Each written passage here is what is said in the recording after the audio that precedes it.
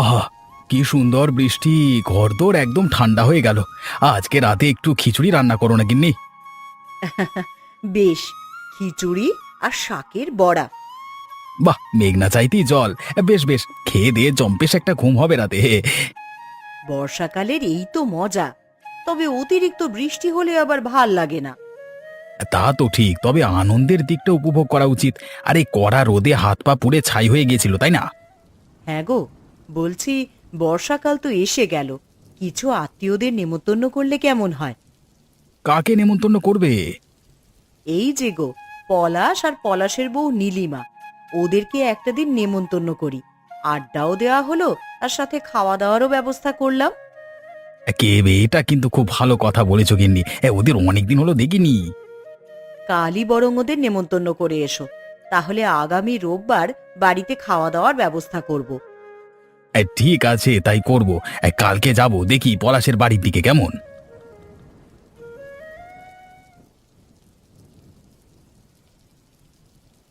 কি সুন্দর বৃষ্টির দিন, এমন সময়ে এত মানে ঘুম ঘুম আসে না। যা বলেছ। এই যে দেখি আজও বাজারের দিকে বেরোবার কথা ছিল, হলো না, ঘুমিয়ে পড়েছিলাম। কাজ তো হতেই থাকবে বাবু, একটু বিশ্রাম করুন, এই তো সময়। তা তো ঠিক, তবে কাজ তো জরুরি যত যাই হোক, তাই না? হ্যাঁ, এখন তো শুধু ভুরি ভোজ বিশ্রাম এসবই চলছে চারিদিকে, কেউই আজকাল কাজ করতে চায় না। হ্যাঁ, সে তো হবেই, মরশুমটাই তো এমন। এই তো সুযোগ, এই সুযোগ কাজে লাগিয়ে ৩-৪ দিনের ছুটি খুঁজি, তারপর শুধু খাবো আর ঘুমাবো। টেবিলের উপর ওই বইখানা দাও তো। এই যে এই নিন বাবু, এই নিন। হ্যাঁ, যা জোর বৃষ্টি! যাও একটু চা নিয়ে এসো তো। আর কিছুক্ষণ পর বৃষ্টি থামলে তুমি বাড়ি চলে যেও, রাত হয়েছে। এই বাবু, চা এনে দিচ্ছি, কিন্তু একটা কথা বলবার ছিল। হ্যাঁ হ্যাঁ, বলো, কি কথা বলো। বলছিলাম বাবু, সবাই তো বর্ষার দিনে বৃষ্টির জন্য কিছু নিচ্ছে, যদি আমিও কয়েকদিনের ছুটি পেতাম। না না না না, বৃষ্টির জন্য ছুটি নেওয়া যাবে না। তোমার তো এ কদিন অনেক কাজ, আমার সঙ্গে কয়েক জায়গায় যেতে হবে। না না, এখন ছুটি দেওয়া যাবে না খগেন, অনেক কাজ। উফ, এই কারণেই এই আরামের মরশুমেও শান্তি নাই তো। কি হলো, দাঁড়িয়ে রইলে যে? চা নিয়ে এসো। আগে আগে আগে যাই বাবু, যাই। হ্যাঁ, যাই।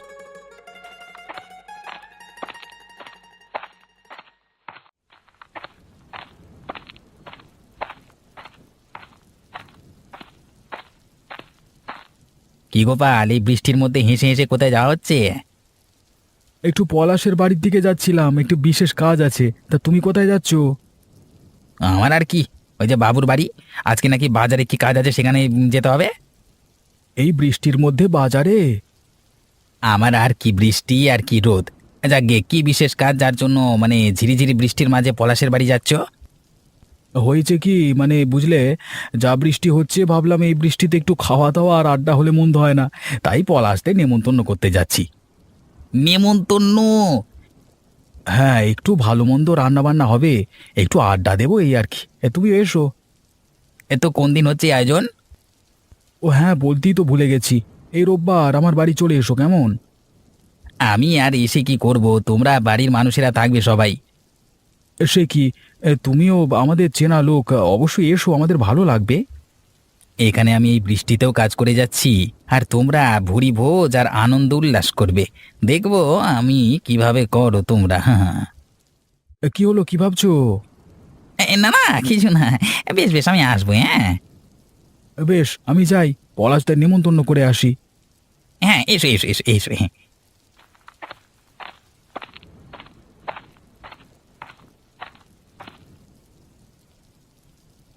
কই গো, সকলে বাড়ি আছো? আরে ও পলাশ, কোথায় তোরা?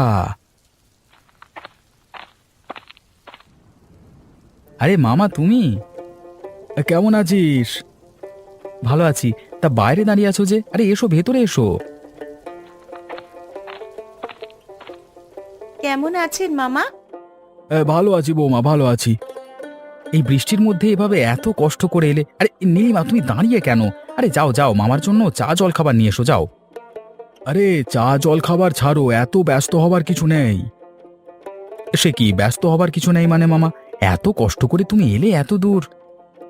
হ্যাঁ, এসেছি একটা বিশেষ কাজে, তোদের নেমন্তন্ন আছে। নেমন্তন্ন? কিসের নেমন্তন্ন? তোর মামির ইচ্ছে এই বৃষ্টির মরশুমে আমি যেন তোদের বাড়িতে একটু খবর দিই। একটা দাওয়াত, মানে দাওয়াতের আয়োজন হচ্ছে। এই মানে খাওয়া দাওয়া হবে আর সবাই মিলে আড্ডা। বাহ, এ তো খুব ভালো কথা। খুব আশা নিয়ে এসেছি রে। তোদের কিন্তু কথা রাখতেই হবে। মামি এত শখ করে বলেছে, তুমি এই বৃষ্টিতে কষ্ট করে এসেছো নেমন্তন্ন করতে, তোমাদের না করে অসম্মান করব না মামা। আমরা অবশ্যই যাব। বেশ বেশ, তাহলে এই কথাই থাকলো। আগামী রোববার তোরা তোর ঠাম্মিকে নিয়ে চলে আসবি কিন্তু। ঠিক আছে মামা, কথা দিলাম, আমরা আসবো। ঠাম্মি, কোথায় তুমি? আছি রে আছি, ভেতরে আয়। কেমন আছো ঠাম্মি? এই আছি। এই শরীরটা খুব একটা ভালো নয় রে, অসুখ বিসুখ নিয়েই দিন যাচ্ছে। তোমায় কতবার বললাম আমাদের সঙ্গে আমাদের বাড়িতে গিয়ে থাকো, তাও তুমি কথা শুনতে চাও না। এই বাড়িতে থাকতেই আমার অনেক ভালো লাগে ভাই, অনেক শান্তি এই বাড়িতে।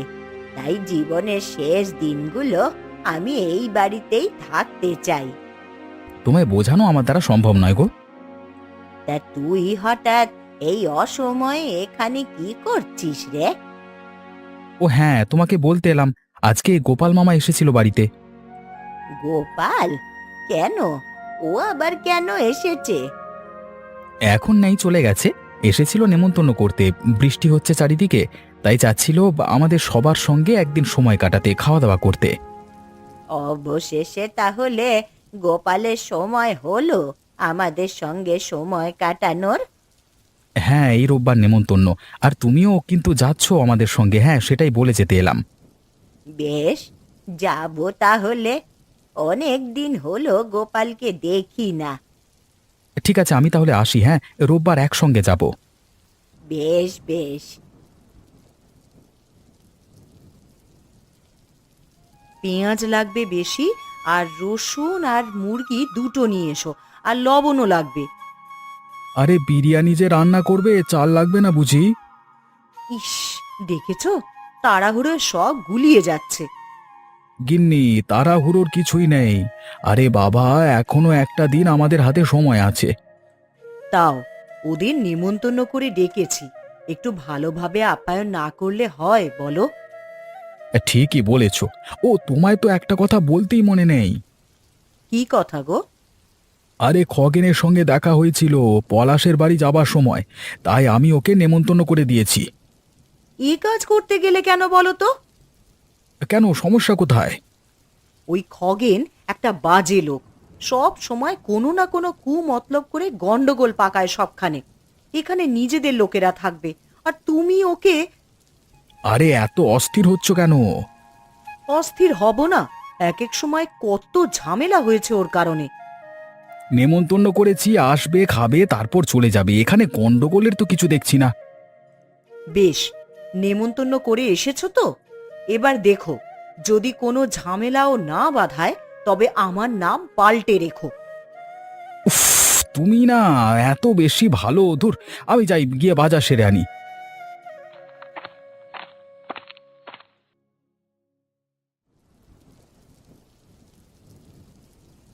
কি গো, তোমার এখনো হয়নি? দাঁড়াও, একটু শাড়িটা ঠিক মতন পরিনি, এত অস্থির হলে চলে? এই জন্যই তোমাকে নিয়ে কোথাও যেতে ইচ্ছে করে না। সামান্য তৈরি হতে এত সময় লাগে। বেশ তো, যাও তবে, একা একাই যাও। কোথাও যাওয়ার সময় এমন অস্থিরতা দেখাও না।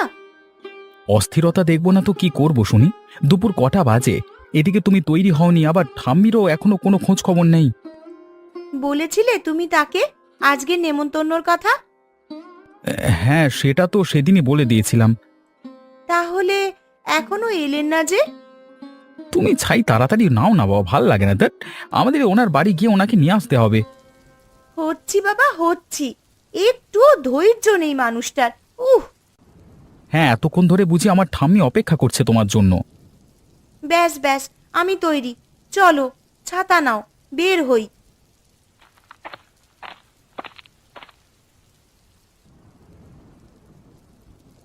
এ কি ঠাম্মি, তুমি এখনো তৈরি হওনি যে? আরে যাবে না গোপাল মামার বাড়িতে? আমার কাল রাত থেকে হঠাৎ খুব জ্বর, আমি মাথাও তুলতে পারছি না রে ভাই। সে কি, তুমি কাউকে দিয়ে আমাদের খবর পাঠাতে? হ্যাঁ, ঠিকই তো, কাউকে বলে পাঠালে আমি চলে আসতাম আপনার কাছে। আরে গোপাল মামারা নির্ঘাত অপেক্ষা করছে, এখানে তোমার জ্বর, কি মুশকিলে পড়লাম দেখো দেখি। কাকেই বা বলবো, এই ঝড় বাদলের মধ্যে কাউকেই তো পাই না তোমাদেরকে ডেকে পাঠানোর জন্য। তোমরা দুজনে যাও, ওদের বলো আমি জ্বরের জন্য আসতে পারিনি। না না, তোমাকে এভাবে একা ফেলে রেখে যাওয়া যাবে না। আমি এখন হাঁটতেই পারবো না রে, আর বাইরে যা বৃষ্টি, এর ওপরে অবস্থা একেবারে খাড়া হয়ে যাবে। তোমরাই যাও মা। না হয় এক কাজ করো, কথা যেহেতু দিয়েই ফেলেছো, তুমি যাও, আমি এখানেই থাকি। যদি বিকেলের মধ্যে ঠাম্মির কিছুটা ভালো লাগে তবে আমি তাকে নিয়ে আসব। হ্যাঁ, এমনটা করা যায়। তুই যা ভাই, আমরা কয়েক ঘন্টা পর না হয় আসছি। দেখি যদি আমার জ্বর একটু কমে, আর তোর দাদুকে বলে দিয়েছি তিনি বাজার থেকেই চলে যাবেন। কিন্তু তোমাদের ছাড়া এভাবে গোপাল মামাকে একটু বুঝিয়ে বলো, তিনি ঠিক বুঝবেন। যাও তুমি, দেরি করো না, বেরিয়ে পড়ো এবার। বেশ, আমি যাই। তোমরা খেয়াল রেখো, হ্যাঁ, আর সম্ভব হলে চলে এসো, কেমন?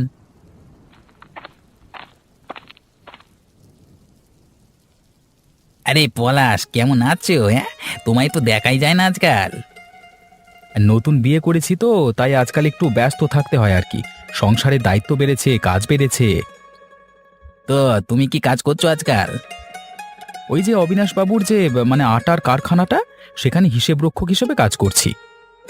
ভালো ভালো, তা তুমি যাচ্ছ কোথায়? গোপাল মামার বাড়িতে যাচ্ছি গো, নেমন্তন্ন আছে আজকে, আমাদের সকলকে ডেকেছে। তাই নাকি? আমি তো সেখানেই যাচ্ছি। তোমাকেও নেমন্তন্ন করেছে বুঝি? আরে হ্যাঁ, আরে সেদিন গোপাল বলল আজকে যাওয়ার কথা। আরে আমার আবার বেশি সময় নেই, গিয়ে খাওয়া দাওয়া সেরে বেরিয়ে পড়তে লাগবে, বুঝলে তো? কেন? বাবুর সঙ্গে বৈঠকে যেতে হবে, সেই এক জায়গায় যাচ্ছি, চলো একসঙ্গে যাই। হ্যাঁ, চলো চলো, বেশ চলো।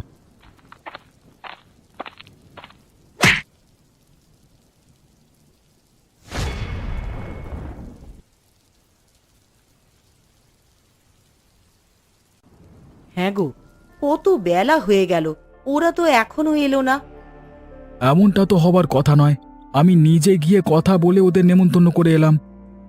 তাহলে এত করে বলার পরও ওরা এলো না যে? ওরা কি ভুলে গেল নাকি গো?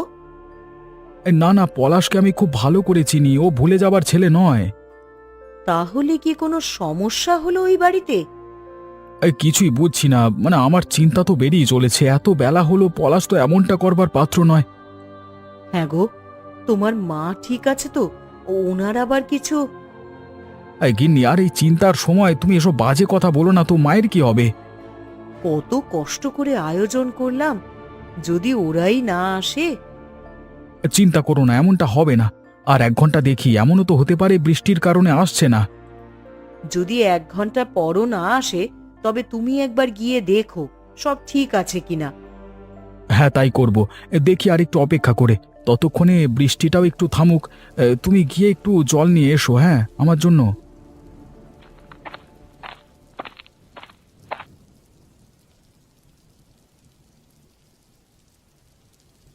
আমি কোথায়?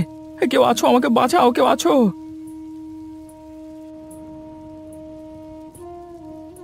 কেন এত অস্থির লাগছে পলাশ? সবুর করো, চুপ করে বসো। কি কি চাও তুমি? কেন আমাকে এখানে ধরে আনলে? খুব ভালো প্রশ্ন। আমি কি চাই? হ্যাঁ, আমি শুধু চাই যেন তুমি একটা চিঠি লেখো। কিসের চিঠি? কাকে লিখবো? লিখবে তোমার মামা গোপালের কাছে, আর এই চিঠির বিষয় হবে মুক্তিপণের দাবি। মুক্তিপণ?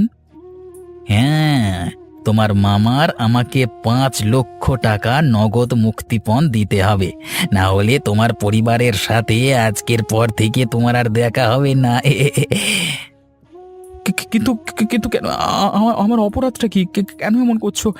আমি তোমার কি ক্ষতি করেছি? তুমি কোনো ক্ষতি করনি, কিন্তু তোমার ওই মামা বারংবার আমার নালিশ দিয়ে আমায় সবখানে ছোট করেছে। তাতে আমার তো কোনো দোষ নেই। জানি তোমার যে কোনো দোষ নেই, তা তো আমি জানি, তবে বলির পাঁঠা যে তোমাকে হতে হবে। আমাকে ছেড়ে দাও, আমি দূরে কোথাও চলে যাব। আমি তোমার কথা কাউকে বলবো না। আমি মায়ের দিব্যি বলছি, আমাকে ছেড়ে দাও। ঠিক আছে, ছেড়ে দেবো, কিন্তু আগে 5 লক্ষ টাকা নিয়ে দাও। মামার তো নুন আনতে পান্তা ফুরোয়, তাহলে মামা এত টাকা পাবে কোথায়? সে আমার দেখবার বিষয় নয়। 5 লক্ষ টাকা নিয়ে দিতে পারলে তবেই আমি তোমাকে ছেড়ে দেব। আর যদি ছাড় পাবার পর কাউকে আমার নাম বলো তো। বলবো না, কাউকে বলবো না, কাউকে না। কেউ আছো? বাড়িতে কেউ আছো? কি হলো ভানু, তুমি হঠাৎ এখানে এই ঝড় বৃষ্টির মধ্যে ভিজে ভিজে? সর্বনাশ হয়ে গেছে বৌদি, সর্বনাশ হয়ে গেছে। কেন, কি হয়েছে? এইমাত্র একটু আগে আমি গোপাল কাকুর বাড়ির পাশে রাস্তা ধরে বাড়ি যাচ্ছিলাম। পথে আমি দূর থেকে খগেন এবং পলাশকে দেখতে পাই। হ্যাঁ, তা তো দেখবেই। ওরা গোপাল মামার বাড়িতে নেমন্তন্ন খেতে যাচ্ছে। আমরাও যেতাম, তবে ঠাম্মি হঠাৎ অসুস্থ হয়ে পড়ে। নেমন্তন্ন খেতে নয় বৌদি, অপহরণ হয়েছে। অপহরণ? মানে কার অপহরণ হয়েছে? ওই খগেন পলাশকে অপহরণ করেছে গো বৌদি। এই ভর দুপুরবেলায় কি বাজে কথা বলছো ভানু? এমন কেন হবে? তুমি হয়তো ভুল দেখেছো। না গো নীলিমা বৌদি, আমি মোটেও ভুল কথা বলছি না। আমি নিজের চোখে দেখে এলাম, ছাতা দিয়ে মাথায় আঘাত করে পলাশকে অজ্ঞান করে নিয়ে গেছে। বলো কি? কোথায় নিয়ে গেছে? সে তো আমি জানি না, একমাত্র খগেন বলতে পারবে। তুমি তুমি তাহলে পিছু নাওনি কেন? ওই খগেন একটা বাজে লোক, আমি পিছু নিতে গেলে আমাকেও অজ্ঞান করে রাখতো, তাই আমি ভাবলাম তোমাকে এসে বলি। এ আমার কি সর্বনাশ হলো! এখন আমি কি করে খুঁজবো? কিভাবে জানবো আমার স্বামীকে কোথায় নিয়ে গেছে ওরা? একজন আছে গো, একমাত্র তিনিই চাইলে পলাশকে উদ্ধার করতে পারে। কে তিনি? বলো আমাকে। অবিনাশবাবুর কাছে যাও, গিয়ে সব খুলে বলো। আর বলো কৌশলে খগেনকে ডেকে আনতে। আমি গিয়ে গোপাল কাকুকে খবরটা দিয়ে ওনাকে সেখানে নিয়ে আসছি। ঠিক আছে, তুমি যাও, আমি অবিনাশ বাবুর কাছে যাই। ঠাম্মি,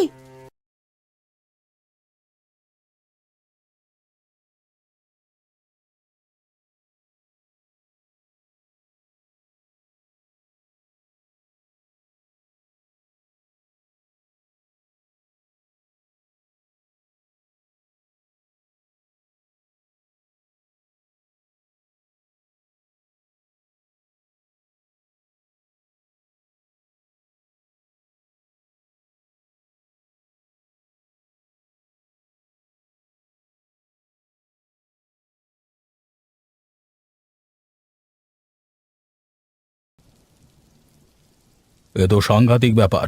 পলাশের অপহরণ হয়েছে, তাও খগেনের দ্বারা। আমার স্বামী খুব ভালো মানুষ বাবু, আপনি তাকে বাঁচিয়ে নিন। আমি তো এটাই বুঝতে পারছি না, পলাশের সঙ্গে খগেনের শত্রুতা। এখন ওসব ভাবাভাবির সময় নেই গোপাল। এখন যত তাড়াতাড়ি সম্ভব পলাশকে উদ্ধার করতে হবে। কিন্তু কিভাবে করব বাবু? সবার আগে খগেনকে কৌশলে এখানে ডাকতে হবে। ভানু, তোমায় তো খগেন দেখেনি, তাই সন্দেহ করবে না। একখানা কাজ করতে হবে। আপনি আদেশ করুন বাবু। তুমি খগেনের বাড়ি গিয়ে বলো আমি জরুরি কাজে রায়পুর যাব। ওকে তৎক্ষণাৎ ডেকেছি সঙ্গে যাবার জন্য। বাবু প্রণাম, আমাকে ডেকেছেন? হ্যাঁ ডেকেছি। গোপাল তার পরিবার এখানে কি করছে বাবু? পলাশকে কে যেন অপহরণ করেছে, খুঁজে পাওয়া যাচ্ছে না। সে কি, কখন হলো? সেসব ছাড়ো, এক কাজ করো, ঘোষণা দাও আগামী 1 ঘন্টায় যে পলাশকে খুঁজে দিতে পারবে তাকে আমি 3 লক্ষ টাকা পুরস্কার দেব। এই 3 লক্ষ টাকা? হ্যাঁ। যদি আমি পলাশকে এনে এদের হাতে তুলে দিয়ে তাহলে 3 লক্ষ টাকা আমার উফ, এই টাকা কার হতে দেবে না। কি হলো কি? কিছু নয় বাবু, আগে মানে মানে আমার উপর একটু ভরসা করুন। পলাশকে খোঁজবার দায়িত্ব আমাকে দিন, কথা দিচ্ছি 1 ঘন্টার মধ্যে আপনাকে খুঁজে নেবো, আমি কথা দিচ্ছি আপনাকে।